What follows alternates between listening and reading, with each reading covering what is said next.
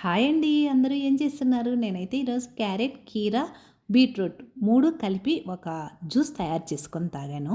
టిఫిన్‌లోకొచ్చి వేడి వేడిగా, పొడి పొడిగా, కమ్మని సేమియా ఉప్మా తయారు చేశానండి.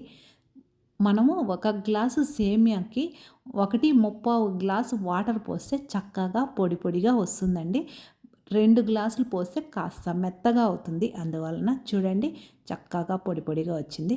మరి మధ్యాహ్నం లంచ్ బాక్స్‌కొచ్చి ముల్లంగి పప్పుచారు చేశానండి. ముల్లంగి పప్పుచారు అంటే ముల్లంగి తినేది ఇష్టం లేకపోయినా చాలా రుచిగా చేసుకోవచ్చు. ఇష్టంగా తింటారు. కాసేపట్లో వీడియో అప్లోడ్ చేస్తాను చూడండి. నంజుకునే దానికి వచ్చి మునక్కాయ వేపుడు చేశాను. కొంచెం సన్నగా ఉండయని వేపుడు చేశానండి. లావుగా ఉంటే మునక్కాయ సాంబారే చేసేదాన్ని. మీలో ఎంతమందికి మునక్కాయ వేపుడంటే ఇష్టమో ఈ వీడియోకి ఒక లైక్ చేయండి. ఈరోజు కూరగాయల మార్కెట్‌కి వెళ్ళామండి. కూరగాయలు చాలా రేట్లో ఉన్నాయి. ఒకప్పుడు అంటే ఒక వారం 2 వారాల క్రితము 1 కిలో బెండకాయ వచ్చి రూ. 20కి ఇచ్చేవాళ్ళు.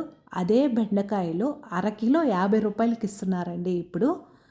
మరి తప్పదు కదండి, కూరగాయలు ఎంత రేటైనా నేనైతే రేటు చూసుకుంటాను కానీ ఎంత రేటైనా తీసుకువస్తాను. కొన్ని పపాయ, అరటిపండ్లు, పూజకు పువ్వులు కూడా ఎక్కువ రేట్లో ఉన్నాయండి.